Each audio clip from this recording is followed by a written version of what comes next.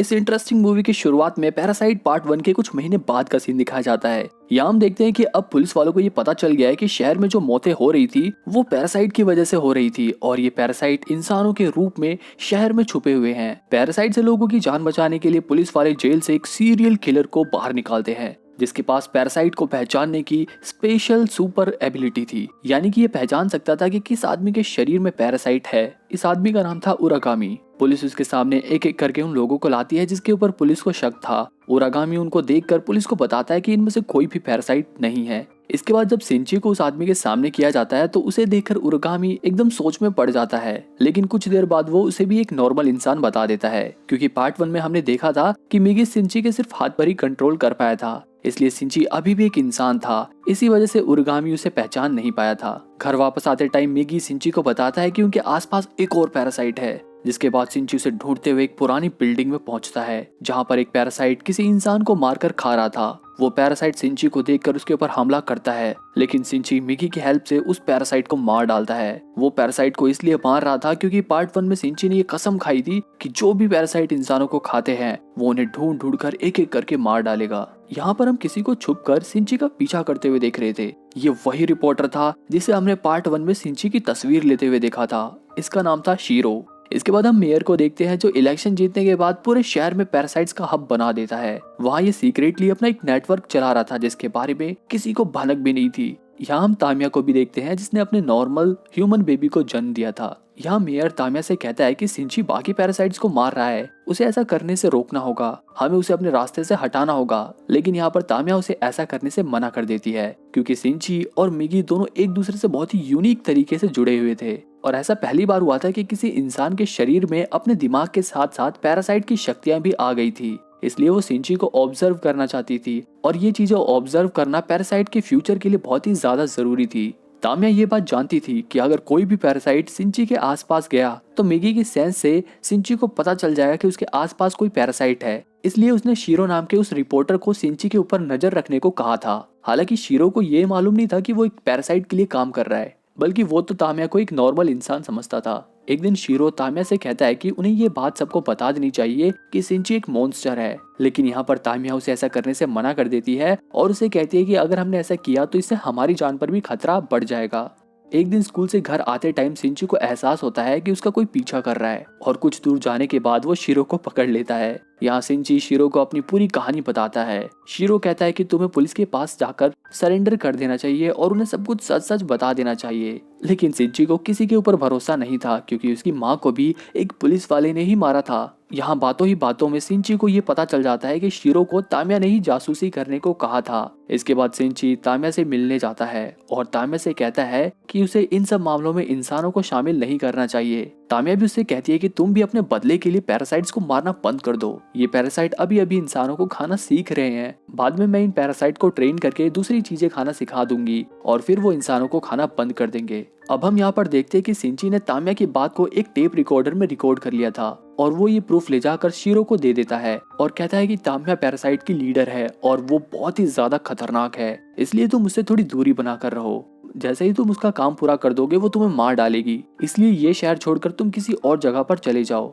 लेकिन शीरो तामिया को पसंद करने लगा था और उसके लिए इन सब बातों पर यकीन करना बहुत ही मुश्किल हो रहा था कि तामिया एक पैरासाइट है। सिंची के मना करने के बावजूद शीरो अगले दिन मेयर का इंटरव्यू लेने के लिए सिटी हॉल में चला जाता है और इंटरव्यू के बाद वो वहाँ पर एक वॉइस रिकॉर्डर छुपा देता है, लेकिन वॉइस रिकॉर्डर मेयर को मिल जाता है। शीरो इन सबको एक्सपोज ना कर दे इसलिए मेयर एक पैरासाइट को उसे मारने के लिए भेजता है। वो पैरासाइट उसे मारने के लिए उसके घर पर जाता है। उस समय शीरो घर पर नहीं था, लेकिन वहाँ पर उसकी बेटी थी। वो पैरासाइट उसकी बेटी को ही मार डालता है। दूसरी तरफ सिंची को मिगी के जरिए पता चलता है कि 5 पैरासाइट उसे मारने के लिए उसकी तरफ आ रहे हैं, लेकिन हैरानी की बात तो ये थी कि उन्हें सिर्फ एक ही पैरासाइट दिखाई दे रहा था। इसका मतलब ये था कि एक ही होस्ट में यानी कि सिर्फ एक ही इंसान में 5 पैरासाइट मौजूद थे, यानी कि वो पैरासाइट कहीं ज्यादा ताकतवर और खतरनाक था और इन सभी पैरासाइट को एक मिकी नाम का पैरासाइट कंट्रोल कर रहा था। अब क्योंकि वो पैरासाइट कहीं ज्यादा ताकतवर था इसलिए मिगी सिंची को भागने को कहता है और यहाँ पर ये दोनों अपनी स्पीड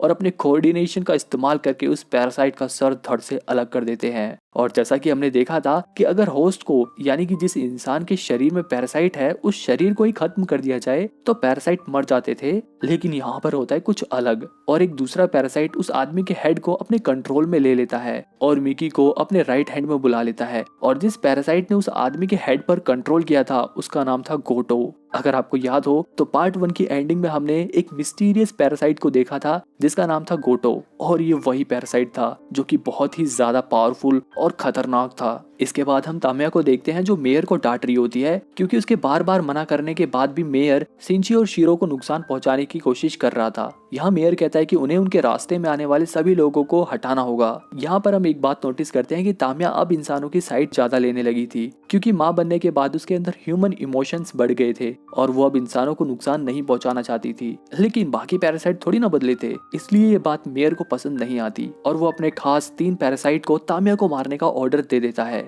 लेकिन तामिया इन सबसे बहुत ज्यादा ताकतवर थी और वो अकेले ही इन 3 पैरासाइट्स को मार डालती है। इसके बाद जब वो अपने घर लौटती है तो घर पर उसका बच्चा नहीं दिखाई देता क्योंकि किसी ने उसके बच्चे को किडनैप कर लिया था। वहाँ उसे एक नोट मिलता है जिससे तामिया को ये पता चलता है कि ये काम शीरो ने किया है और वो उसे पार्क में मिलने को बुलाता है। तामिया सिंची के साथ पार्क में पहुंचती है जहाँ पर शीरो उसके बच्चे को मारकर अपनी मरी हुई बेटी का बदला लेना चाहता था। सिंची शीरो को समझाने की कोशिश करता है कि ये बच्चा एक नॉर्मल इंसान है, तुम किसी मासूम की जान नहीं ले सकते, लेकिन शीरो उसकी कोई बात नहीं सुनता।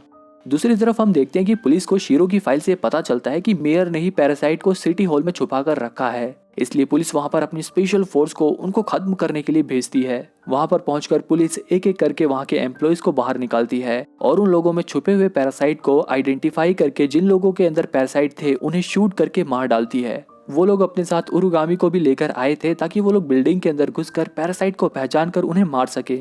सभी पैरासाइट्स को मारने के बाद आखिरकार स्पेशल फोर्स मेयर के पास पहुंचती है जहां पर मेयर उन सभी लोगों से कहता है कि तुम मॉन्स्टर को मारने आए हो, लेकिन असलियत तो ये है कि इंसान ही असली मॉन्स्टर है जो हमेशा से ही अपनी प्रजाति के विकास के लिए दूसरी प्रजाति का बलिदान देता आ रहा है। प्रदूषण फैलाकर, पेड़ काटकर, जानवरों को मारकर इंसान इस प्रकृति के नियम के विरुद्ध जा रहा है और तुम हमें मॉन्स्टर बोलते हो। यहाँ पर स्पेशल फोर्स की टीम उसे भी शूट कर डालती है। मेयर की बात सही थी या नहीं आप मुझे कमेंट में जरूर बताना। इसके बाद स्पेशल फोर्स को पता चलता है कि मेयर कोई पैरासाइट नहीं था बल्कि वो तो एक नॉर्मल इंसान था जो इंसानों के विरुद्ध जाकर पैरासाइट को सरवाइव कराने के लिए उनका साथ दे रहा था। ये सब देखकर उरुगामी हंसने लगता है क्योंकि उन लोगों ने एक पैरासाइट की जगह एक इंसान को मार दिया था, लेकिन जल्द ही उसकी ये हंसी डर में बदल जाती है क्योंकि उन लोगों के पास अब गोटो आ गया था जो कि काफी गुस्से में लग रहा था और वो काफी खूंखार और ताकतवर तो था ही क्योंकि उसके अंदर 5 पैरासाइट्स जो थे। स्पेशल फोर्स उसके ऊपर गोलियां चलाती है लेकिन गोटो को कुछ भी नहीं होता और वो एक एक करके सबको मारने लगता है। दूसरी तरफ शीरो उनकी बात नहीं मानता और बच्चे को फेंकने जाता है। तभी तामिया अपने असली रूप में आकर उसे मार डालती है और मॉन्स्टर बनकर वो अपने बच्चे को बचा भी लेती है, लेकिन यहाँ पर सबको पता चल जाता है कि तामिया एक मॉन्स्टर है। वहाँ पर मौजूद पुलिस उसके ऊपर गन तान देती है। यहाँ पर तामिया समझ जाती है कि अब उसका अंत आ गया है और वो अपने बच्चे को सिंची को सौंपने के लिए आगे बढ़ती है। पुलिस उसे यहाँ पर वार्निंग देती है और उसे आगे बढ़ने से मना करती है, लेकिन तामिया उनकी बात नहीं सुनती, इसलिए मजबूरन पुलिस को उसके ऊपर गोलियां चलानी पड़ती है। यहाँ पर तामिया खुद को बचाने की जगह अपने बच्चे को प्रोटेक्ट करती है। वो सिंची से कहती है कि माँ बनने के बाद मुझे पता चला कि असलियत में इंसान बनना क्या होता है। इंसानियत का मतलब है खुद से ज्यादा दूसरों की केयर करना। ये कहकर वो अपने बच्चे को सिंची को सौंप देती है और यहाँ पर उसकी मौत हो जाती है। तामिया को मरा हुआ देखकर सिंची को अपनी माँ की याद आती है और वो रोने लगता है। वो सतोमी से कहता है कि बहुत दिनों बाद उसे रोना आ रहा है और वापस से उसके अंदर पहले जैसे इमोशंस आ रहे हैं। इसके बाद पुलिस सिंची को पूछताछ के लिए ले जा रही होती है, लेकिन तभी उन्हें न्यूज मिलती है कि सिटी हॉल में एक पैरासाइट ने पूरी स्पेशल फोर्स को खत्म कर दिया है। ये सुनकर सिंची भी पुलिस वालों के साथ सिटी हॉल पहुंचता है और वहां उन्हें पता चलता है कि ये काम गोटो ने किया है। गोटो सिंची को मारने के लिए उसके पीछे जाता है, लेकिन सिंची यहाँ पर एक कार की मदद से वहां से भाग जाता है। यहाँ पर गोटो एक बाइक से उसका एक्सीडेंट करवा देता है। किसी तरह सिंची एक्सीडेंट से तो बच जाता है, लेकिन गोटो से बचने के लिए वो जंगल में भाग जाता है। यहाँ पर मिगी उससे कहता है कि जब तक वो उसके शरीर में है गोटो उसे आसानी से ढूंढ लेगा।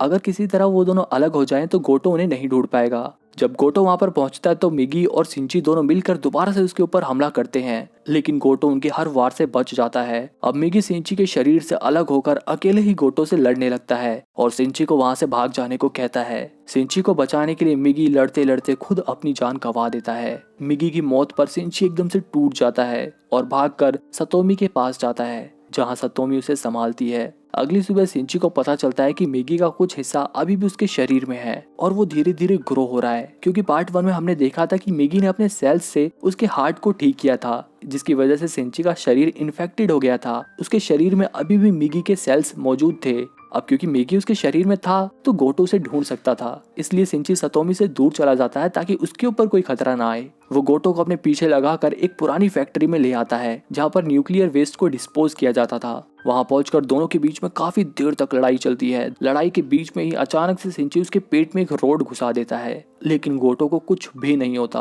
वो सिंची से कहता है कि तुम्हें हार मान लेनी चाहिए, मैं तुम्हें मारकर पूरी इंसानियत को खत्म कर दूंगा, जिसके बाद सिर्फ पैरासाइट ही इस धरती पर रहेंगे। फिर वो उसे मारने के लिए उसके ऊपर हमला करता है, मगर जब भी ऐन मौके पर मिगी सिंची के हाथ में वापस आ जाता है और उसे बचा लेता है। इसके बाद एकदम से गोटो दर्द में तड़पने लगता है। मिगी सिंची को बताता है कि जिस रोड से तुमने इस पर हमला किया है वो रेडियो एक्टिव रोड थी, जिसकी वजह से बाकी पैरासाइट उसकी बॉडी से बाहर निकलने की कोशिश कर रहे हैं। यहाँ पर गोटो एक भयानक मॉन्स्टर में बदल जाता है, लेकिन बाकी पैरासाइट उसके शरीर को छोड़कर भाग जाते हैं और सिर्फ गोटो का ही पार्ट बचता है, जो फिर से ग्रो होने की कोशिश करता है। यहाँ पर सिंची उसे मारने में हिचकिचा रहा था, लेकिन सतोमी को देखने के बाद उसे यह एहसास होता है कि अगर उसने अभी गोटो को छोड़ दिया तो बाद में वो फिर से सबके लिए खतरा बन जाएगा, इसीलिए वो उसे उठाकर आग में फेंक देता है। इसके बाद हम कुछ दिन बाद का सीन देखते हैं जहाँ पर मिगी सिंची से कहता है कि अब जब सारे पैरासाइट मर गए हैं तो उसे हाइबरनेशन पीरियड में चले जाना चाहिए, यानी कि मिगी अब हमेशा के लिए सिंची से दूर होने को कहता है। ये बात सुनकर सिंची एकदम उदास हो जाता है, क्योंकि वो मिगी को खुद के शरीर से अलग नहीं करना चाहता था। उन दोनों के बीच में काफी अच्छी बॉन्डिंग हो गई थी, मगर मिगी इतना कहकर उसके हाथ से गायब हो जाता है,